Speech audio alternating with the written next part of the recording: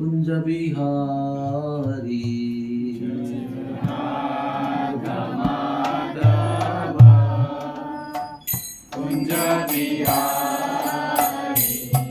जय राधा माधवा कुंज बिहारी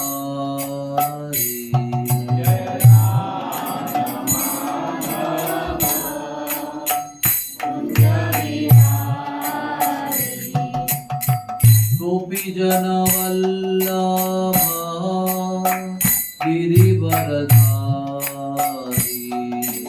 गोपी जन वल्लभा गिरिवरधारी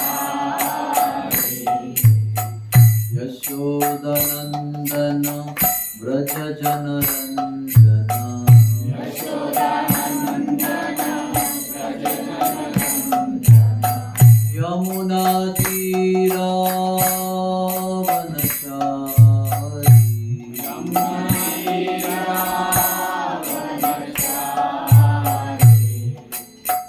यमुना तीरावनचारी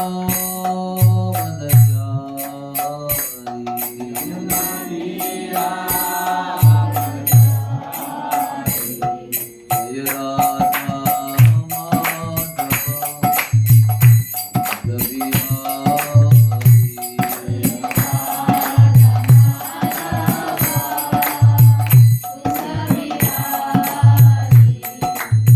हरे कृष्णा कृष्णा कृष्णा हरे हरे हरे राम राम राम हरे हरे हरे कृष्णा कृष्णा कृष्णा हरे हरे हरे राम राम राम हरे हरे हरे कृष्णा कृष्णा कृष्णा हरे हरे हरे राम राम राम हरे हरे हरे कृष्णा कृष्णा कृष्णा हरे हरे हरे राम राम राम हरे हरे जय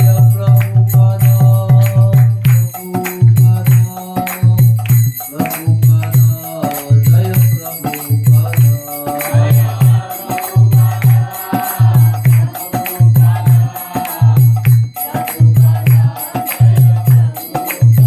निताई गौर हरि बोल हरि बोल हरि बोल हरि बोल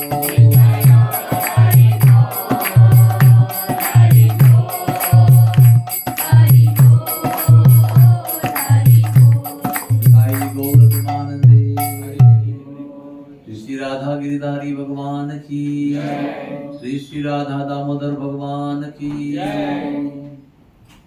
ओम नमो भगवते वासुदेवाय ओम नमो भगवते वासुदेवाय ओम नमो भगवते वासुदेवाय ओम नमो भगवते वासुदेवाय ओम नमो भगवते वासुदेवाय ओम नमो भगवते वासुदेवाय हरे कृष्णा। हरे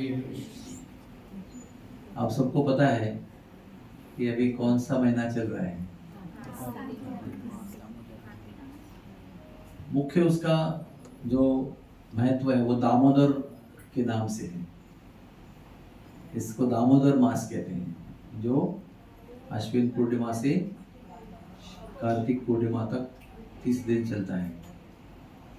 और इस महीने की जो अधिष्ठात्री है, यानी आपके भक्ति को फल देने वाली जो देवी है, उसका नाम है राधा रानी, जो इस महीने में आप जो भी करेंगे उसको फल देंगे। बहुत दयालु है। सबसे इम्पोर्टेंट है इसमें दीपदान। दीपदान जो इस महीने में करता है, उसके कोटि कोटि जन्मों के जो पाप कहो या संचित कहो या जो जमा राशि है आपकी, वो सब नष्ट हो जाती है। और भक्ति करने में बहुत ही ज़्यादा मदद मिलती है, प्रोत्साहन मिलता है, फल मिलता है, बहुत जल्दी मिलता है, बहुत ज़्यादा भी मिलता है। हमको कोई भी काम करने के बाद क्या इच्छा होती है? जल्दी रिजल्ट मिले और ज़्यादा रिजल्ट मिले, है ना। कम से कम प्रयास में ज़्यादा लाभ मिले और वो फास्ट मिले। उनको वेट करने के लिए संयम नहीं होता है, तो वो सब इस महीने में अपने आप हो जाता है। आपको थोड़ा सा काम करेंगे, बहुत ज़्यादा फल मिलेगा और बहुत जल्दी भी मिलेगा। इसलिए जितने भी लोग भक्त हैं या भक्त अपने आप को समझते हैं या भक्ति करने का प्रयास कर रहे हैं, वो सब लोग ये महीने में कुछ ना कुछ व्रत जरूर लेते हैं। हम लोगों को देखना ये है कि हम लोग कैसे अनुकूल परिस्थिति का अधिक से अधिक लाभ उठाते हैं, ये हमको देखना है। अनुकूल परिस्थिति हमेशा नहीं आती है, कभी कभी आती है, और होशियार लोग जो है वो उसका ध्यान रखते हैं कि कभी आने वाली है, उसके प्रकार से तैयारी करते हैं, उसके प्रकार से माइंड सेट बना देते हैं और वैसा फल प्राप्त करते हैं। ये समझना बहुत इंपॉर्टेंट है। इसके लिए क्या जरूरी है? नॉलेज जरूरी है, ज्ञान जरूरी है। और ज्ञान कौन प्राप्त कर सकता है? जो मनुष्य है।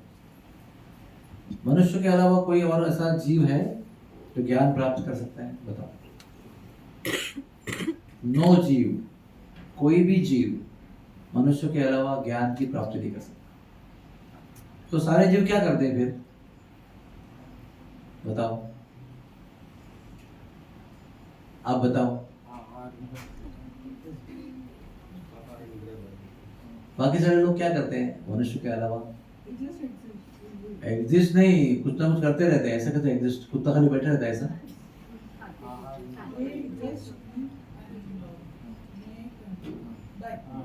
आहार, निद्रा, भय और मैथुन, ये 4 काम करते हैं। उसके लिए नॉलेज की आवश्यकता नहीं, उसको कहते हैं इंस्टिंक्ट। भूख लगती तो खाना ढूंढ लेते हैं, अपना खाना अपना ढूंढ लेते हैं। थोड़ा पेट भर गया तो फिर नर मादी को ढूंढता है, मादी नर को ढूंढती है। फिर कोई आक्रमण किया बड़ा जानवर तो सुरक्षा कर लेते हैं, और थक गए तो सो जाते हैं। आहार, निद्रा, भय, मैथुनम च, इसके अलावा कुछ और काम नहीं है। और हम लोग भी करते हैं वो, लेकिन हमारा जीवन केवल उसी के लिए नहीं है। हमारा जीवन केवल उस काम के लिए नहीं दिया गया। हम लोग वो करते हैं, उसके अलावा भी कुछ करते हैं, और कुछ उसके लिए करने की कैपेसिटी भी आपको दी है भगवान ने। एक ही जीव है हमारा, एक ही जीवन, एक ही जाति प्रजाति, कुछ बोलो आप, थोड़ा सा आवाज कम करो। एक ही ऐसी प्रजाति है मनुष्य की जिसमें ज्ञान की गुंजाइश है। चाहे वो स्त्री हो, पुरुष हो, लड़का हो, लड़की हो, बुढ़ा हो, जवान हो, लेकिन ज्ञान आप प्राप्त कर सकते हो। जैसे अभी आप पढ़ रहे हो ना, क्योंकि आप मनुष्य हो इसलिए आप ऑप्टोमेट्री पढ़ रहे हो। कुत्ता बिल्ली ऑप्टोमेट्री कर सकता है? नहीं कर सकता। वो फल आहार, भय, मुद्रा वही करेगा। जब तो शक्ति है तब लड़ेगा, नहीं तो फिर मार खाएगा, लेकिन और कुछ नहीं कर सकता। तो सबसे इम्पोर्टेंट बिगिनिंग जो है ना, हर चीज की बहुत कम कर दिया। सबसे इम्पोर्टेंट जो चीज है ना, वो मनुष्य जीवन की मनुष्य बनाने वाली, मनुष्य को पशु से मनुष्य बनाने वाली क्या चीज है? वो नॉलेज। वो है इसलिए आप मनुष्य हो, वो नहीं है तो हम लोग 2 पैर वाले पशु है। मैं नहीं कह रहा हूँ, श्रीमद् भागवत में लिखा है द्विपद पशु। जो ज्ञान के बिना जीते हैं, खाली खाना पीना करने के लिए, कमाने के लिए, वो 2 पैरों वाले पशु कहाँ गए? क्योंकि शरीर में मनुष्य के हैं, लेकिन करते हैं काम जानवर के।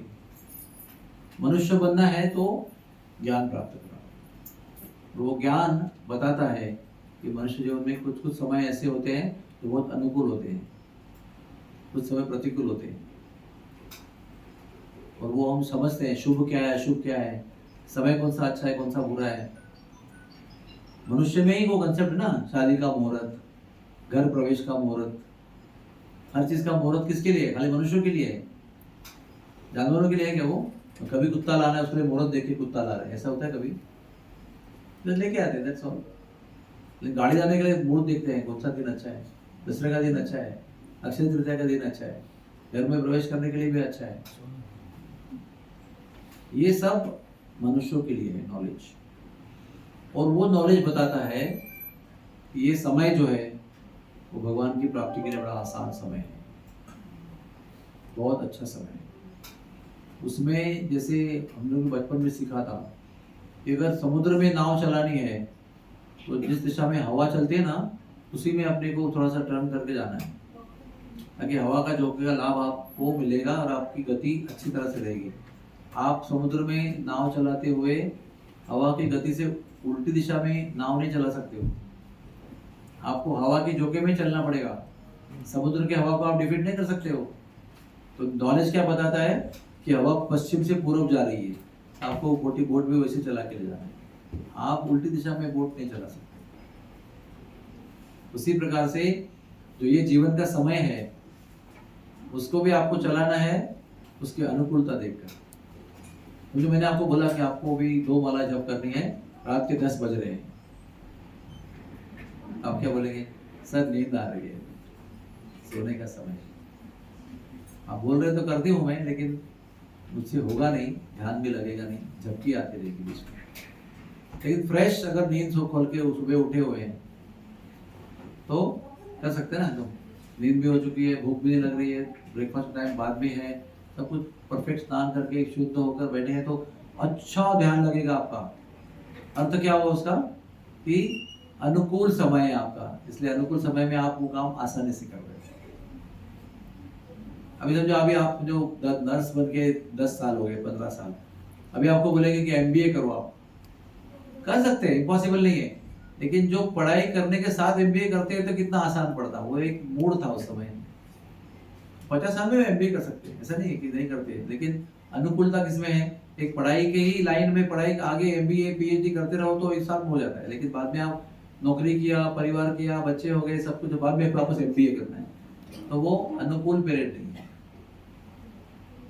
मेरा ऐसा अनुभव है कि जो एक बार पैसे कमाने लगते हैं ना, तो पढ़ाई का काम बाद में नहीं होता है। पढ़ाई करना है, पढ़ाई समाप्त हो गई तो पैसे कमाने का काम शुरू करना है, लेकिन थोड़ा मुश्किल हो जाता है। और हम लोग को पता हो, अभी आप PhD करने के लिए, हम लोग नहीं करेंगे PhD, हमारा समय हो गया, अभी इम्पॉसिबल नहीं है। लेकिन अभी जब पढ़ रहे थे तभी आप बोलते तो क्रैक मार दे, क्रैक गोल्ड मेडल लेके आते इसमें। तो ये सब मैं इसलिए बता रहा हूँ कि हर चीज की एक अनुकूलता होती है, तो अनुकूलता समझना, पहचानना, उसका पूरा लाभ लेना। अनुकूलता means what is in English? Favourable times. और यही देखना बुद्धिमानी है। और अनुकूल क्या है और प्रतिकूल क्या है, कैसे हम जानेंगे? संतों के संग में जानेंगे, सत्संग में समझेंगे कि अच्छा क्या है, बुरा क्या है। रोड का शराबी बोलेगा अच्छा क्या है, बुरा क्या है, उधर रात का समय बहुत अच्छा होता है, क्योंकि रात में शराब पीने का बड़ा डिफरेंट टाइम। लेकिन उससे आप सुनेंगे क्या, अच्छा समय कौन सा, बुरा समय कौन सा है? तो उसका भी एक मत है, लेकिन उससे आप नहीं सुनेंगे। आपको पता है ये अथॉरिटी नहीं है, ये सुनने लायक व्यक्ति नहीं। तो आपको सुनना है संतों से। और संत लोग किसमें से बोलते हैं? शास्त्र में से बोलते हैं। अपने मन गढ़ंत बातें नहीं बोलते। मैं कुछ बोला, ये कुछ बोला, प्रभु जी कुछ बोले, तो सुना किसका? फिर सब अलग अलग बोल रहे हैं। लेकिन शास्त्र पर जो बोलता है वो शास्त्र एक ही है, सब लोग एक ही बोलेंगे। आपको समझेगा कि इसमें एक वाक्यता है, एक सूत्रता है इसके अंदर। और यही हमको समझना है। ये हमारा कान जो है ना, वो सबको नहीं देना है। इससे क्या सुनना है ये भी आपको तय करना है। सबको सब कुछ देना नहीं है। इसका भी सुन लिया, उसका भी सुन लिया, ये भी सही है, ये भी सही है, और ये भी सही है, वो भी सही है। सब कुछ सही सही कैसे होगा? एक ही बात सही होगी। धर्मम तो साक्षात भगवत प्रणीतम। धर्म के बात जो है वो जो भगवान ने कही है वही सत्य है, और जो भगवान ने कही है उसको हम खाली दोहरा रहे हैं, उसमें एक मत है। लेकिन धर्म वो है जो भगवान बता रहे हैं। धर्मम तो साक्षात भगवत प्रणीतम, भगवान ने जो प्रणीत किया है वही धर्म है, और उसी को फॉलो करना है। जब भगवान ने कहा हुआ धर्म को फॉलो करेंगे तो ही भगवान की प्राप्ति होगी। नहीं तो रावण के दरबार में पहुंच जाएंगे आप, किसी से भी सुनेंगे तो। क्योंकि रावण की पाठशाला थी, उसके भी टीचर्स थे, वो भी सिखाते थे। हिरण्यकशिपु की पाठशाला थी, चंड अमर्क शुक्राचार्य के शिष्य थे वो, उसकी पाठशाला थी, वो गलत पढ़ाते थे उसके अंदर। तो प्रहलाद जी को परेशान होती थी, ये क्या सिखा रहे हो आप? दुश्मन कौन है, शत्रु मित्र कौन है, मित्र को कैसे अपनाना है, शत्रु को कैसे ठेस पहुंचानी है। तो गुरु को पूछते हैं तो क्यों सिखा रहे हैं सभी हमको गलत ध्यान, शत्रु मित्र का भेदभाव क्यों कर रहे हो, शत्रु से कैसे व्यवहार करना है, मित्र से कैसे व्यवहार करना है, भेदभाव कैसे करना है, शत्रु को कैसे परास्त करना है, यही राक्षसी विद्या सिखाते थे। जब पिताजी ने पूछा क्या सीखा आपने गुरुकुल में बेटा बताओ, तो क्या बताया उन्होंने, तत्साधु मन्ये असुरवर्य योगी। तो कहते हैं भगवान मैंने एक ही बात सीखी है पिताजी कि ये मनुष्य जीवन का उद्देश्य भगवान की प्राप्ति है और इसके लिए सब ये दुनियादारी को छोड़कर वन में जाना चाहिए और भगवान का भजन करना चाहिए। तो वो देखता है, तो टीचर को देखता है क्या ये सिखाया तुमने इसको, तो हमने तो नहीं सिखाया ये, तो बहुत डांटते हैं। तो नहीं बेटा कुछ गड़बड़ हो गया, मैं हमको ठीक करके लेके आया। तो ठीक करके वापस दोबारा पिताजी को मिलने आया। कौन, प्रहलाद, किसको मिलने आ रहे हैं, हिरण्यकशिपु। उस समय क्या बोलते हैं सेकंड टाइम, श्रवणम कीर्तनम विष्णु स्मरणम पाद सेवनम अर्चनम वंदनम दास्यम साख्यम आत्मनिवेदनम। और आगे बोलते हैं कि यही तो जीवन की पद्धति है, यही नवदा प्रकृति से भगवान की सेवा करनी है। हाँ सर लाल हो जाते हैं, फिर वो टीचर को देखते हैं, ये सिखाया तुमने इसको, पता नहीं सर हमने तो नहीं सिखाया इसको। कोई आके बाहर अपना शत्रु आके सिखा के जाता है उसको, रिसेस में इंटरवल में शायद हम खाना खाने जाते हैं तब कोई आके सिखा के जाता है उसको। डोंट वरी, फिर भी हम लोग को ठीक करके लेके आए। तो अगली बार जो भैया जो है वो देखती है कि बाप रे 2 बार पिताजी का गुस्सा एक्सेप्ट किया, इस बार अच्छा मेकअप करती, उसको थोड़ा मीठा सा क्या कहते हैं ना स्वीट बना देती है उसको, बेटा ऐसा आराम से आनंद दो, ऐसा कुछ उत्तर उल्टा सुल्टा मत उत्तर दो, पिताजी गुस्सा करेंगे। फिर थर्ड टाइम क्या बोलते हैं, इसी विचार में बोलते हैं।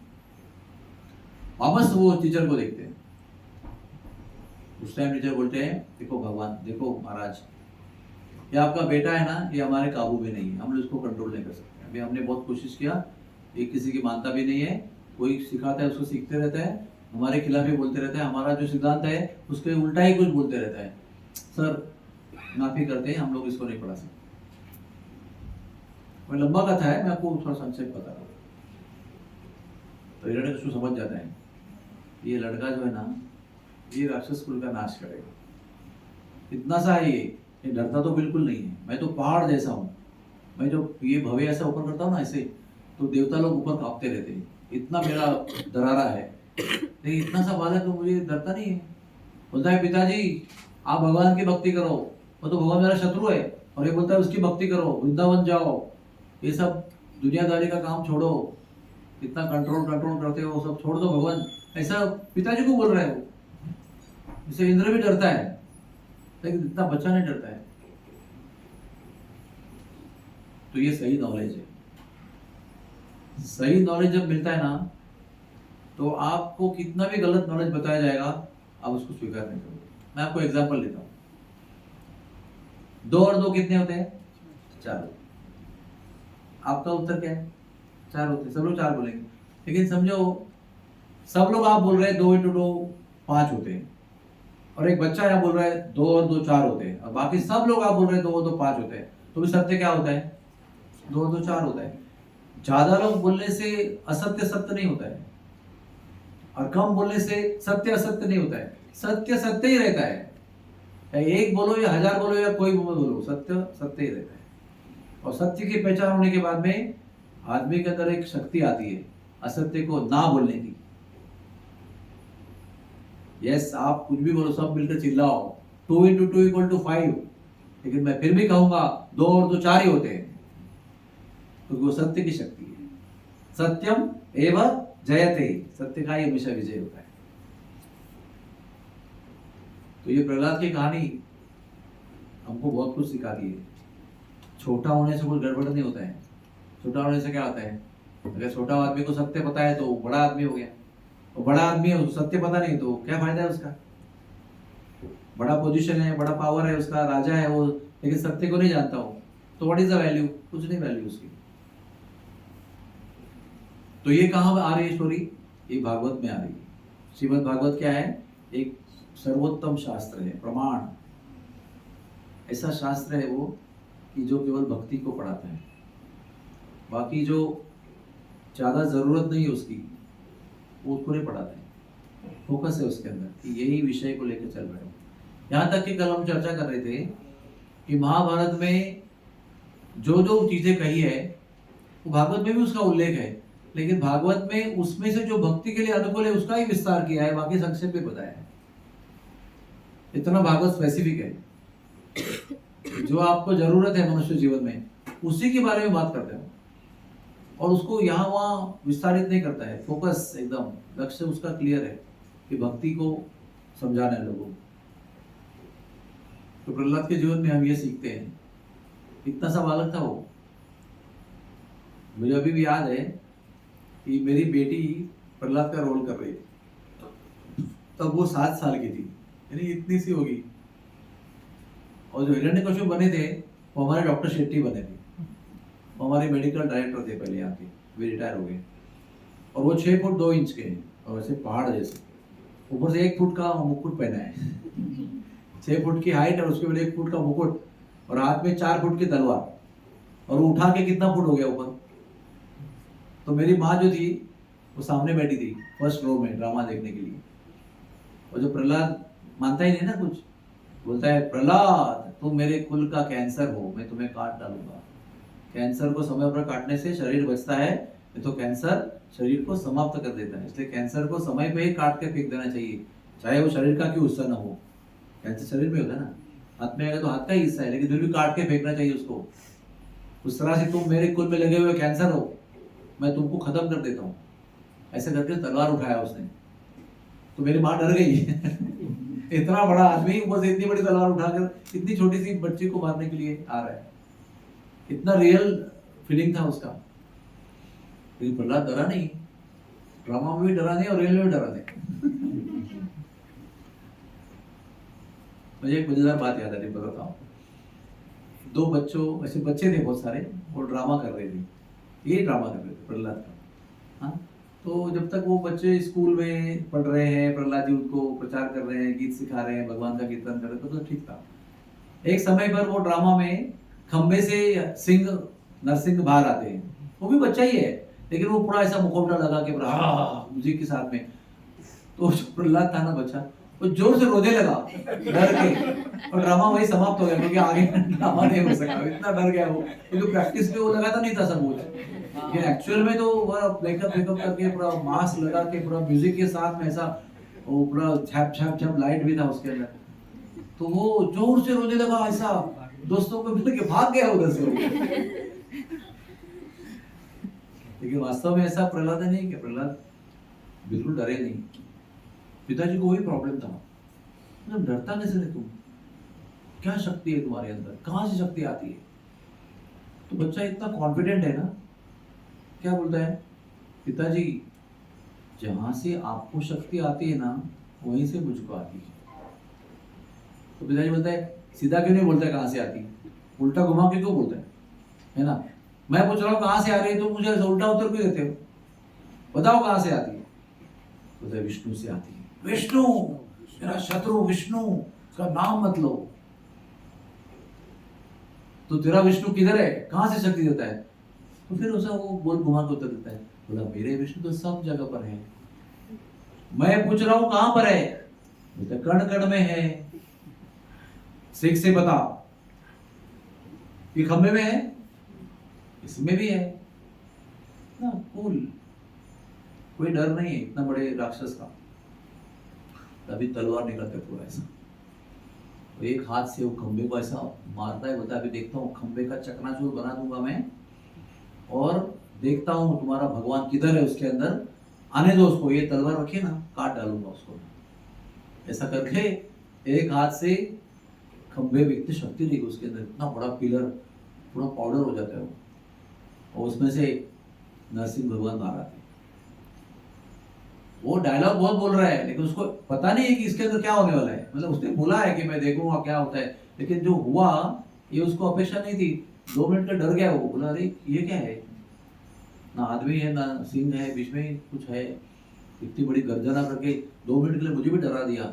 ठीक है, मैं तो लड़ने वाला हूँ, मैं तो हिरण्यकशिप हूँ, मेरे पास शक्ति है, तो युद्ध करना शुरू किया उसके साथ में। भगवान भी कैसे, दोपहर में आए थे वो, शाम को नहीं आए वो, दोपहर में ही आए थे, थोड़ा खेलना था उसके साथ। आपने बिल्ली को देखा है कभी? चूहे को एक साथ में मारती नहीं वो, थोड़ा सा मारेगी, फिर वो भागेगा, फिर उसको यहाँ वहाँ दौड़ाएगी, फिर खेलेगी बहुत टाइम, फिर खेल करके मन हो गया, भर गया, तो फिर चूहा को मार के खा जाएगी। लेकिन बहुत देर तक वो चूहा के साथ में खेल करती है। या कभी आप उसको एक कागज का गोला बना के डालो उसके साथ, तो उसके साथ भी खेलते रहती है, बिल्कुल यहाँ मारेगी, लात मारेगी, वहां जाएगी, आगे आएगी। वो बिल्ली का खेल है। वैसे ही भगवान खेल कर रहे हैं, दोपहर से लेकर शाम तक खेल किया। प्रहलाद जी खड़े देख रहे हैं, भगवान लीला कर रहे हैं, देख रहे हैं। तो शाम का समय आया, तो शाम का समय आया तो क्या हुआ, भगवान ने बोला अभी खेल बहुत हो गया, अब इसको अंजाम देना जरूरी है। तो हिरण्यकशिपु को कौन से वरदान मिले थे? बोलो।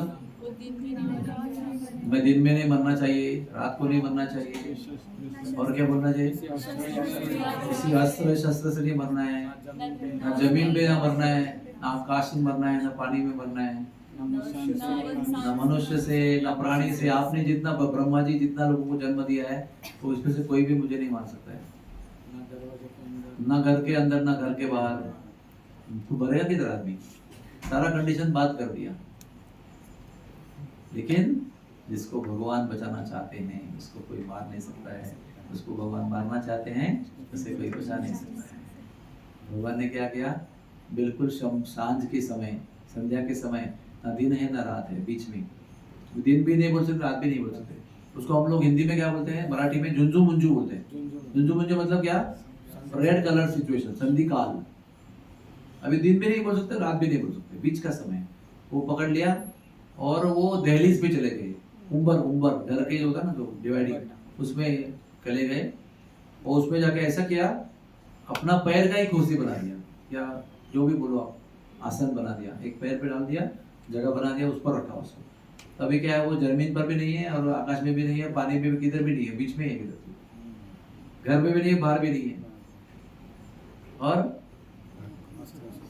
कोई शस्त्र हाथ तो 8 हाथ में सब कुछ है, लेकिन 2 हाथ में खाली नेल्स है, उसको शस्त्र नहीं कह सकते, शरीर का हिस्सा है वो। जैसे ये बाल भी शरीर का हिस्सा है, वैसे ये भी शरीर का हिस्सा है, उससे उसको फाड़ दिया उन्होंने। फाड़ के इतना गुस्सा है ना, इतना गुस्सा है, 2 हाथ में से 2 हाथ में से उसको पकड़ के रखा ऐसे, हिल न जाए, हाँ, प्रयत्न न करे खिसकने का, पकड़ के रखा है इसको। 2 हाथ से फाड़ा उसको, फाड़ने में भी से 2 हाथ एक्स्ट्रा फ्री है, आंतड़ी निकाली और गले में पहनी, उतना में भी रुके नहीं, अंदर हाथ डाला चेस्ट के अंदर, और हम लोग तोड़ते हैं ना फल, एप्पल मैंगो तोड़ते हैं ना, वैसे हाथ तोड़ दिया उसका ऐसे एक फल की तरह, और फेंक दिया उसको जमीन पे, और मर गया वो, उसको ढकेल दिया, जमीन पे गिर गया वो सीढ़ियों से उतरते हुए।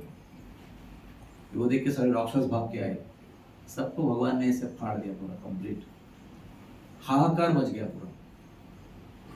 इतना क्रोध था भगवान के, इतनी गर्जना कर रहे थे सिंह के रूप में, कि वो गर्जना से लोगों का हृदय विदीर्ण हो रहा था, डर रहे थे लोग, बाप रे इतना बड़ा गर्जना, वो स्वर्गलोक में भी लोग कांप रहे थे, इतना क्रोध कभी दिखा नहीं था उन्होंने। भगवान तो प्रेम करते हैं, वो क्रोध दिखाते नहीं है, इतना बड़ा क्रोध दिखा रहे हैं, तो सब खत्म हो गए। लेकिन वो अभी तक भी ऐसा गुस्से में गर्जना कर रहे हैं, उसका शांत नहीं हुआ गुस्सा। तो सब ब्रह्मा जी, इंद्र, चंद्र, वायु, सब शंकर, सब लोग, लक्ष्मी जी भी आ गए उधर खड़े ऐसे। तो जब भी घर में मैं हूँ, पिताजी हूँ, और हमेशा मैं अच्छा प्रेमी रहता हूँ, शांत रहता हूँ, लेकिन कभी मेरे को गुस्सा आ गया, मैं एकदम बिल्डिंग के किसी को पकड़ के मार रहा हूँ, ना गुस्सा आ गया कि मेरे पत्नी को, मेरे बेटे को तुमने धमकी दिया ऐसा करके, तो वो मेरा आवेश देखे मेरी पत्नी भी डर जाएगी, बाप रे इतना क्रोध में कहीं मार ना दे उसको, खत्म ही ना कर दे। तो वो भी ऐसा डर के मारे, मत करो मत करो मत करो, इतना करो मत करो। तो ये इतना गुस्सा था उनका कि ब्रह्मा को भी हिम्मत नहीं हो रही है कि भगवान अभी शांत हो जाओ, हो गया, वो मर गया, अभी वो डेयरिंग नहीं हो रही है किसी को। तो सब लोग ब्रह्मा को देख रहे हैं, ब्रह्मा आप हमारे नेता हो, आप ही कुछ करो। बोलते बाबा मुझे भी हिम्मत नहीं हो रही।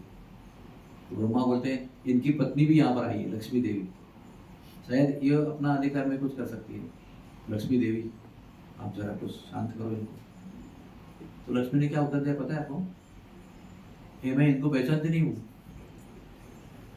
पहचानती हूँ लेकिन ये रूप में मैं कभी देखा नहीं, आई डोंट नो, मुझे हिम्मत नहीं हो रही है।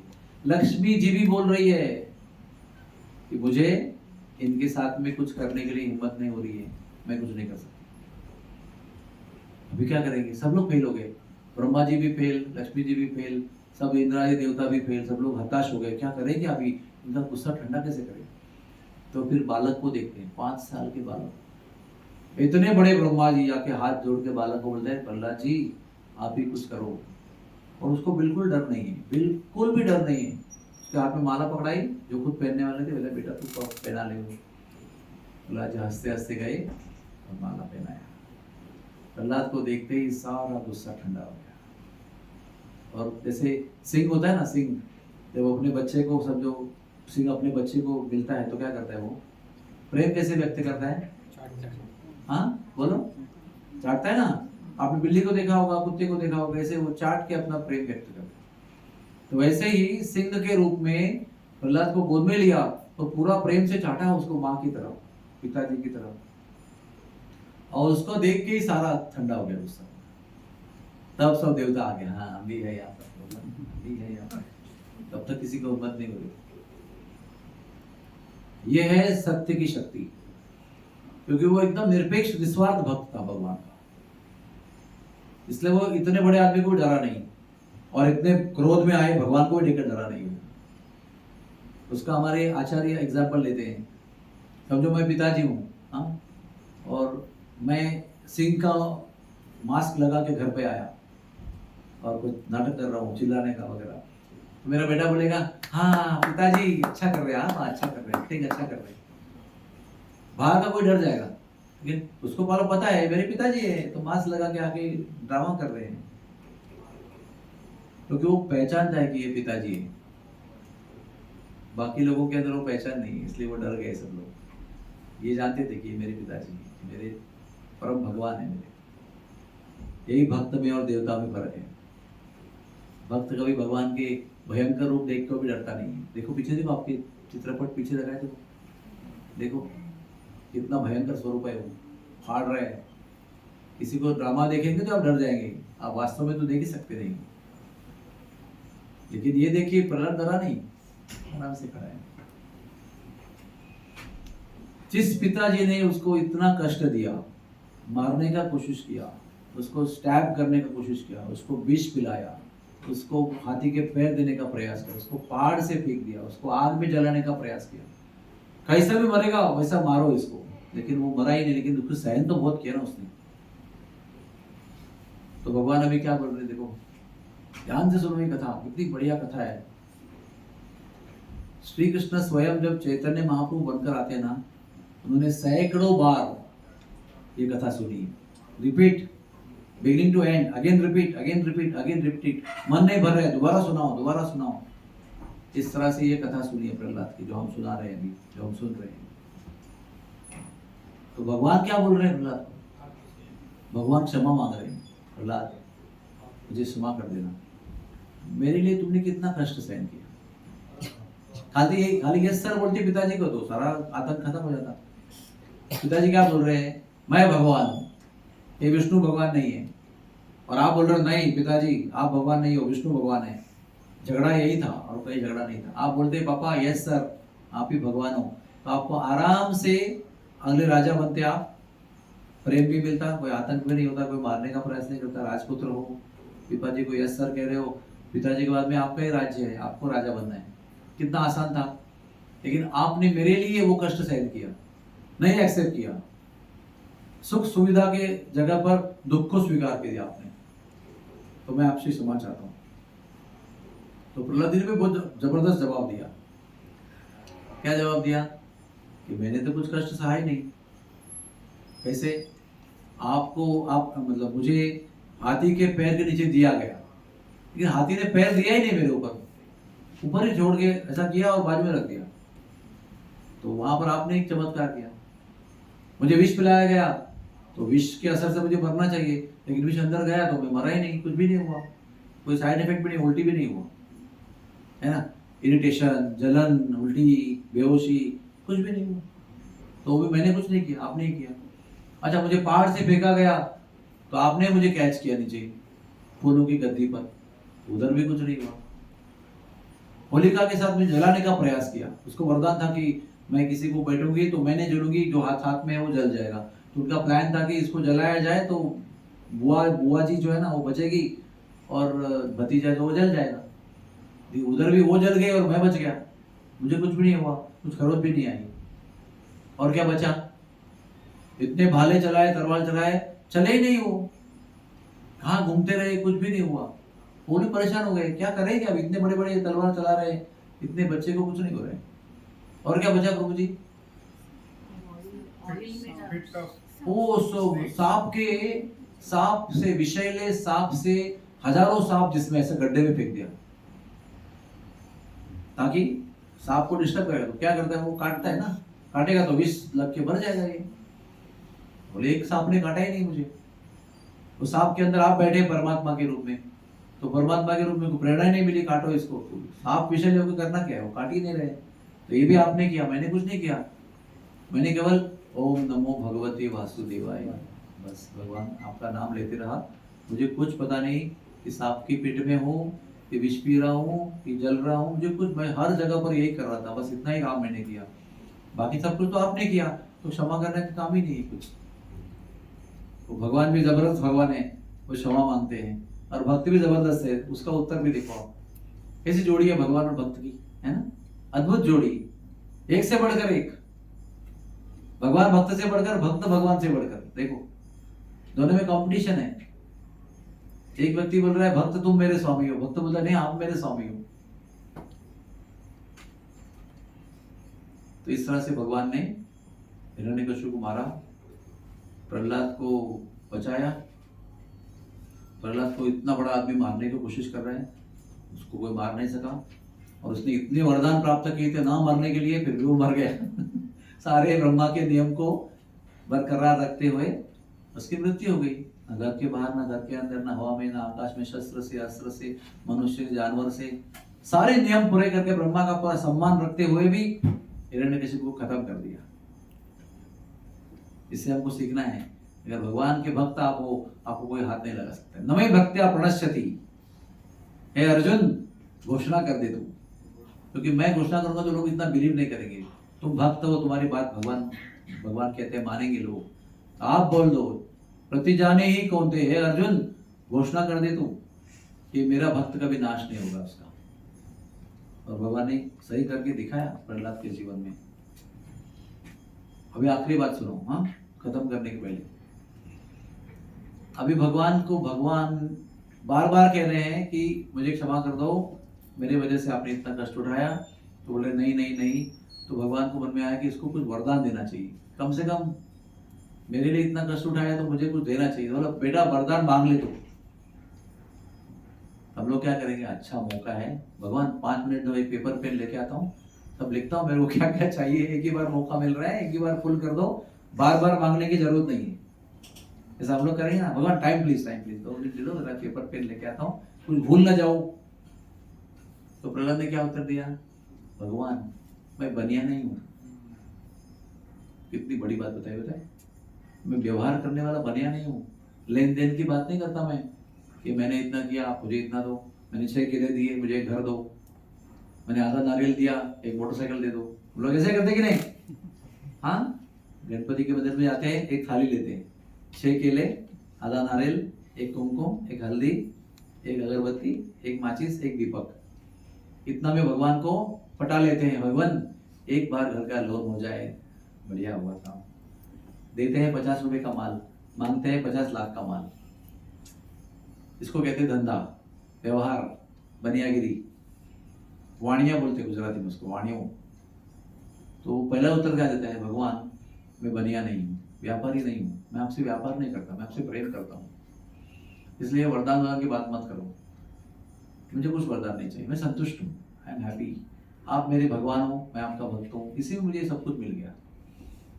ये बोलने के लिए हिम्मत चाहिए बाबा, भगवान देने वाले खड़े हैं, आप बोल रहे मत चाहिए, नहीं चाहिए। हम लोग ले लो भाई ले लो, एक ही बार मौका मिल रहा है, ऐसा हम लोग सोचेंगे। लेकिन वो इतना सा बच्चा बोल रहा है कुछ नहीं चाहिए, फिर बोलते हैं वो नहीं नहीं नहीं, मुझे आपको कुछ ना कुछ देना है। देने वाला भी परेशान है, बोले लेने वाला लेता नहीं है, देने वाला कहता है लेना ही पड़ेगा। तो वो सोचते हैं कि अभी मैं कुछ नहीं लूंगा ना तो इनको दुख होगा, इनके खुशी के लिए कुछ मांगता हूँ। क्या मांगा होगा भगवान? फिर मेरे पिताजी है ना हिरण्यकशिपु, बड़े पापी थे, इन्होंने बहुत पाप किया है, बहुत लोगों को कष्ट दिया है, ऐसे ही मर गए तो नरक में जाएंगे ये। आप मेरे पिताजी, इसलिए उसको जरा माफ कर दो, प्लीज माफ कर दो उसको। खुद के लिए कुछ मांगा क्या? मांगा तो वो पिताजी के लिए मांगा जिसने उसको भी इतना कष्ट दिया था, दुनिया को तो दिया ही था। तो भगवान ने भी एकदम जोरदार जवाब दिया उसको। पता है क्या जवाब दिया? एक की बढ़कर एक सवाल देखो, सवाल जवाब देखो कैसे बढ़िया से। वो बोल रहे ले लो, तो ये बोलते हैं मैं बनिया नहीं हूँ, बोलते हैं आपको लेना ही पड़ेगा। तो वो सोच रहे हैं कि इनको मैं प्रसन्न करूंगा, अगर कुछ मांगूंगा तो ठीक है। तो मांगते हो तो क्या है? पिताजी का मुक्ति मांगते हैं। भगवान का उत्तर सुनो उसके ऊपर। भगवान ने क्या उत्तर दिया?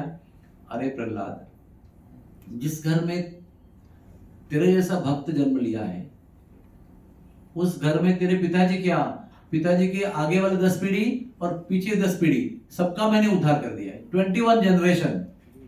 आप खाली पिताजी को बोल रहे हो ना, वो बीच में है खाली, उसके नीचे 10 पीढ़ी वाले, ऊपर 10 पीढ़ी वाले आने वाले, ये 21 पीढ़ी के लोगों का उद्धार होगा, क्योंकि आप इस घर में जन्म लिए हो। तो अलग से पिताजी के लिए मांगो ही मत, ये ऑलरेडी ग्रांटेड है आपके लिए। क्या कैसा भक्त है पिताजी, देखो आप प्रहलाद। एक भक्त ऐसा छोटा सा लड़का है जो 21 पीढ़ियों को तार रहा है, जन्म मृत्यु मुक्ति दे रहा है, उनको दुखों से मुक्ति दिला रहा है। ऐसा हम लोगों को होना चाहिए। एक घर में एक आप होगे ना, आगे पीछे 10-10 पीढ़ी और आपकी पीढ़ी, किस पीढ़ी तर जाएगी सब।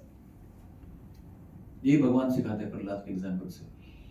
और प्रहलाद कहते हैं भगवान मुझे और कुछ नहीं चाहिए, मुझे खाली इतना ही चाहिए कि मैं कभी भक्तों का, संतों का अपराध न करूं, कभी उनको दुख नहीं पहुंचाऊं, ऐसा करूं कि उनको सुखी मिले, उनको हमेशा आनंद ही मिले। इतनी बड़ी बात है। मैं जीवन में कभी भक्तों को कष्ट देना नहीं चाहता। मेरी तरफ से जाने अनजाने में भक्तों को कभी अपराध नहीं होना चाहिए, दुख नहीं होना चाहिए, और हमेशा मुझे भक्तों की सेवा मिले, उनकी जूठन प्रसाद खाने को मिले, बस यही मेरी वेल्थ है, और कुछ मुझे नहीं चाहिए। इतना संवाद भी पड़ेगा ना प्रहलाद का और भगवान का, बस जीवन धन्य हो जाएगा आपका। समझ में आएगा आपको ना क्या बोल रहे हैं दोनों मिलकर, तो आपको अपने जीवन का रास्ता मिलेगा कि क्या करना है आपको। इसीलिए मैंने शुरुआत कहां से की थी? ज्ञान से। ये ज्ञान आपको प्राप्त करना चाहिए। ज्ञान प्राप्त करेंगे तो आपको पता चलेगा सही क्या है और गलत क्या है, और किस रास्ते पर चलना है, और जीवन को कैसे आगे बढ़ाना है। अगर ये सब आप नहीं पढ़ेंगे तो भगवान भी बोलेंगे ये सब किसके लिए बनाया मैंने, इतना नॉलेज किसके लिए, इतना शास्त्र, भगवत गीता किसके लिए मैंने सब बनाया? जिनके लिए बनाया वो पढ़ ही नहीं रहे हैं, तो क्या कुत्ता बिल्ली को पढ़ाऊं अभी जाके भागवत और भगवत गीता? ये है। तो ये महीने में हमको सब समझना है कि क्या करना है। सत्य, भक्ति का अर्थ क्या होता है? भक्ति की सिंपल व्याख्या है सत्य के रूप में पहचान। सत्य के रूप में पहचान। अभी हम लोग असत्य को सत्य के रूप में एक्सेप्ट कर रहे हैं, जो सत्य नहीं है उसको सत्य मान रहे हैं। समझ में आपको? वो अभी सत्य को सत्य समझना, ये भक्ति है। To know the truth as truth, to not accept untruth as truth. अभी हम लोग उल्टा करते हैं। असत्य जो है उसको सत्य मानकर चल रहे हैं, सत्य है उसको असत्य मान रहे हैं, एकदम उल्टा काम कर रहे हैं। इसको ठीक करने के लिए शास्त्र है। जो ऑप्टोमेट्री में आप कुछ पढ़ रहे हो, आप कुछ बोल रहे हो, वो कुछ बोल रही है, आप लोग क्या बोलेंगे? किताब देखो, किताब में क्या लिखा है। तो किताब बता देगा सत्य क्या है, असत्य क्या है ना? वैसे हमारा शास्त्र है भागवत, वो आपको बताएगा कि आप सही सोच रहे हो, गलत सोच रहे हो, और आपकी सोच को सही रास्ते में लाएगा। वो आपकी गलत सोच भी होगी तो सत्य के रास्ते में लाएगा उसको। इसलिए वो शास्त्र पढ़ते हैं हम लोग। शास्त्र भगवान ने दिए हैं। धर्मम तो साक्षात भगवत प्रणीतम, भगवान ने उसकी प्रेरणा करके हमको दिया है। तो इस कार्तिक महीने में अधिक से अधिक समय इस भगवान की कथाओं को सुनने में, उस पर चिंतन करने में बिताना चाहिए, क्योंकि ये मनुष्य ही कर सकता है। और कितने लोगों को ज्ञान है इसके बारे में बताओ? लोगों को ज्ञान नहीं है। लोग इस महीने में भी शराब पीते हैं, शराब पीने वाले, सिगरेट पीने वाले इस महीने में भी सिगरेट पीते हैं, तंबाकू वाले इस महीने में तंबाकू खाते हैं, ड्रग लेने वाले इस महीने में ड्रग लेते हैं, और वेश्या के पास जाने वाले इस महीने में वेश्या के पास जाते हैं। क्योंकि उनको पता नहीं है कि इस महीने में क्या करने से क्या होता है। इस महीने से अगर कुछ अच्छा कार्य करेंगे भक्ति वाले विषय में, तो उसका 100,000 यानी 1,00,000 गुना उसका लाभ मिलेगा। और वही काम, गलत काम इस महीने में करेंगे तो एक सिगरेट पीने का जो आप पाप करेंगे, तो 1,00,000 सिगरेट पीने का पाप आपके अकाउंट में जमा हो जाएगा। वो क्या होगा? मल्टीप्लाई हो जाएगा जो भी आप करोगे। वो ये जानकारी होनी चाहिए उसके लिए, जानकारी नहीं तो फिर वो करते रहेगा। वो जिसको उसकी आदत बनी हुई है, वो कार्तिक क्या और मार्गशीर्ष क्या और चैत्र क्या, उसका रोज का काम है वो। देखिए, नॉलेज हमको बताता है कि इस महीने में क्या होता है, कैसे अपना पुण्य मल्टीप्लाई होता है, कैसे पाप भी मल्टीप्लाई होता है, तो समझ के चलना चाहिए। इसलिए हम लोग सब लोग प्रण लेते हैं कि हम झूठ नहीं बोलेंगे, इस महीने में गलत व्यवहार नहीं करेंगे, चीटिंग नहीं करेंगे, गुस्सा नहीं करेंगे। ये सारे नियम हैं जो हम लोग अब इस महीने में व्रत के रूप में अपनाना चाहते हैं। कि ये महीने में मैं कोशिश करूंगा, मैं किसी भी छोटा मोटा कोई झूठ नहीं बोलूंगा, किसी भी वरिष्ठ व्यक्ति का अपमान नहीं करूंगा, उनका अपराध नहीं करूंगा। और क्या करूंगा? मैं भगवान के नाम का जप करूंगा, भगवान की किताब में ग्रंथ पढ़ूंगा, कथा पढ़ूंगा, भगवान की भगवत गीता का एक श्लोक पढ़ूंगा रोज। ये है करने वाले व्रत। और एक है न करने वाली चीजें जो छोड़ दूंगा मैं। ये करने से ये महीने में इतना लाभ है, इतना लाभ है कि एक महीना अगर आपने जो व्रत लिया है वो उसको अच्छी तरह पालन करेंगे, तो उसके फल के रूप में इस जीवन के अंत में आपको भगवान की प्राप्ति होगी। ये लिखा है उसके अंदर, इस दामोदर महीने का व्रत करने वाले का फल ये लिखा है। छोटे समय में बहुत सारा लाभ। इतना सा व्रत लेंगे, दिल से 30 दिन तक निभाएंगे, उसका परिणाम यह है कि आपके खाते में वो जमा हो जाएगा, इसके अकाउंट पे आपको मृत्यु के समय भगवान की प्राप्ति होगी। तो आप एक प्रहलाद की कथा पर चिंतन कीजिए। प्रहलाद जी आपको बहुत कुछ सिखा रहे हैं। छोटे से बालक हैं, लेकिन उम्र से कुछ नहीं होता है। भक्ति में उम्र की बाधा नहीं होती है कि बच्चा नहीं कर सकता, उसको क्या पता है। हमारे पास एग्जाम्पल है, प्रहलाद भी बच्चे थे और ध्रुव भी बच्चे थे, इतने बड़े भक्त थे, वो आचार्य बने हुए आज के हमारे समाज में। आने वाले पीढ़ियों के लिए आचार्य है वो, आदर्श। ये बचपन कोई बाधा नहीं है, बचपन में भक्ति कर सकते हैं।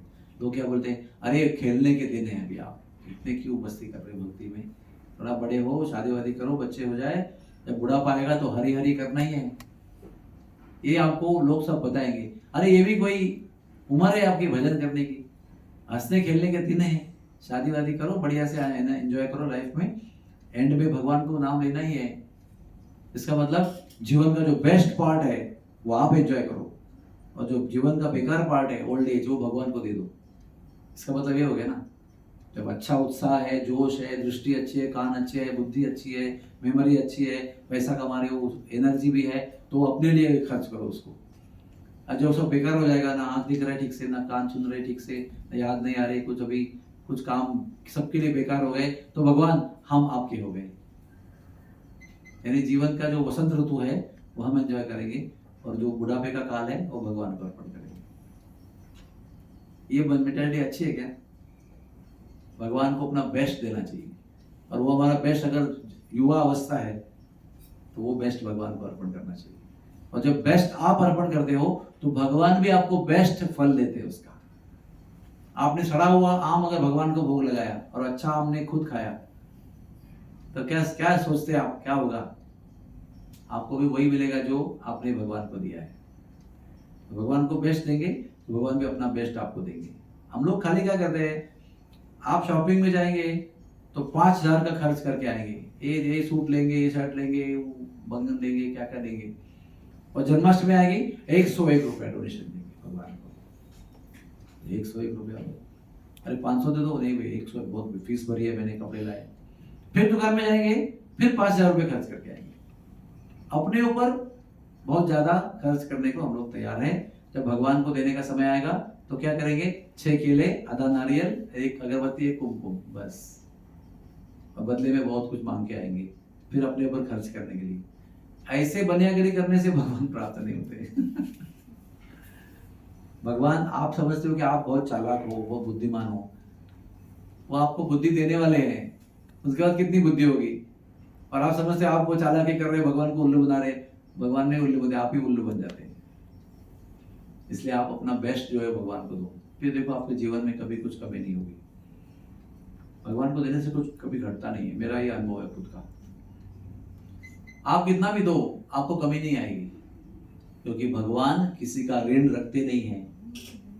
आपसे लिया, आपने कुछ दिया, उससे दुगना चौगुना आपको दे देते हैं, क्योंकि वो भगवान है। समझो आपने अंबानी को बर्थडे गिफ्ट दिया, समझो आपसे आपका कैपेसिटी था, इसलिए आपने 500 रुपए का एक पेन अंबानी को दिया, तो वो क्या करेगा, 5,000 का पेन आपको गिफ्ट देगा आपके बर्थडे को, क्योंकि वो उसकी कैपेसिटी है। आपका बेस्ट कैपेसिटी क्या है, 500 रुपए का पेन देने का। आपने वो बड़े प्रेम से मिस्टर अंबानी को गिफ्ट दे दिया उसके बर्थडे को, तो वो बोलेगा इसका बर्थडे कभी पूछ लो, तो आप बोले 7 जनवरी को है, तो 7 जनवरी को आपको 10,000 रुपए का पेन घर पे आएगा। इसका मतलब क्या है, आपके अंदर इतनी कैपेसिटी है, भगवान के अंदर इतनी कैपेसिटी है, उनके साथ चालाकी करोगे नुकसान आपका ही है। इसलिए भगवान के साथ चालाकी मत करो, भगवान देने वाले हैं, देने वाले के साथ में गुस्ताखी मत करो, पछताओगे। और उसका सरल हृदय से रहोगे तो आपको पूरा ही कल्याण है आपका, आपको किधर चिंता करने की जरूरत नहीं है। योगक्षेमं वहाम्यहम्, आपको कुछ कमी है मैं पूरी करूंगा, जो आपके पास है उसको बचा के रखूंगा, आप चिंता मत करो। अनन्यश्चिन्तयन्तु माम यो जनः पर्युपासते तेषां नित्याभियुक्तानां योगक्षेमं वहाम्यहम्। आप मेरा अनन्य भजन करोगे, अनन्यश्चिन्तयन्तु माम, मेरा भजन करोगे। अनन्य यानी किसी और का नहीं, खाली मेरा करोगे, अनन्य, तो मैं आपकी सारी देखभाल करूंगा, आप निश्चिंत रहो, आपको चिंता करने की जरूरत ही नहीं है, आपका सब कुछ मैं देख लूंगा। तो आपको क्या चिंता है फिर, खाली अपने आप को उनका बनाना है। अपने आप को इंडिपेंडेंट रखेंगे तो बोले ठीक है, बाय बाय, सी यू। और अपने आप को उनका बना देंगे तो वो भी आपको अपना बना लेंगे। और जो जिसको भगवान अपना बनाते हैं उसके लिए कुछ कमी है क्या? जो मिस्टर अंबानी बोलेंगे आप चिंता मत करो, आपका जीवन मेरे जिम्मे है, तो आपको खाना पीना, रहना, जाना, आना, पढ़ाई करना, सब कुछ वो कर रहे हैं, तो आपको किस चीज की चिंता रहेगी? क्योंकि आपने ऐसे व्यक्ति का आश्रय लिया है जिसके पास ढेर सारा संपत्ति है, कोई कमी है ही नहीं। ऐसे व्यक्ति का आपने आश्रय लिया तो आपको आगे का भविष्य की चिंता है क्या?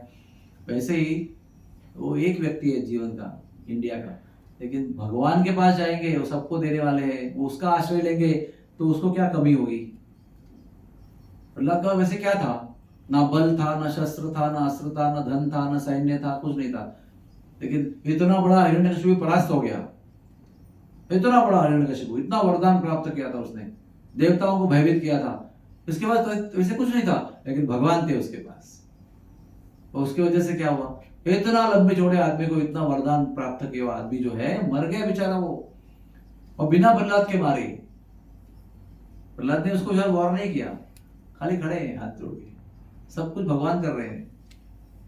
उसे हार पहना दिया, के गले में आके बिठा दिया गोद में, और भगवान ने प्रेम से चाट लिया उनको, ऊपर से क्षमा भी मांग रहे हैं। ये है चालाकी, यानी चालाकी वो नहीं कर रहे हैं, लेकिन बुद्धिमानी ये है, भगवान को अपना बनाना है आपको। एक बार भगवान ने आपको अपना मान लिया, फिर आपको किसी भी चीज की कमी नहीं है, कोई चिंता की जरूरत नहीं है, सब कुछ वो देखेंगे। आपने अपना जिम्मा उनके अकाउंट में डाल दिया है, उन्होंने भी एक्सेप्ट कर लिया है, आपको कोई टेंशन लेने की जरूरत नहीं। इसलिए भक्त लोग बिंदास रहते हैं। क्या इसका नाम है? भुक्ति मुक्ति सिद्धि कामी सकल अशांत, कृष्ण भक्त निष्काम अतएव शांत। बाकी जो भोग चाहते हैं, जो मुक्ति चाहते हैं, सिद्धि चाहते हैं, सब लोग अशांत रहते हैं, लेकिन भक्त लोग कुछ नहीं चाहते इसलिए शांत रहते हैं।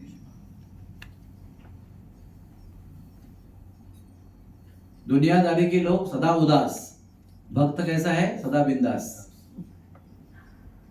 बाकी लोग सदा उदास क्यों रहते हैं? अरे ये मिला, ये नहीं मिला, ये मिला तो ये बाकी रह गया, सदा उदास रहते हैं। भक्त लोग उन बिंदास रहते हैं, भगवान के ऊपर सब छोड़ देते हैं और बिंदास हो जाते हैं। Okay, Hare Krishna Krishna Krishna Hare Hare, Hare Ram Ram Ram Hare Hare. Thank you very much. Hari बोल। कृष्णा।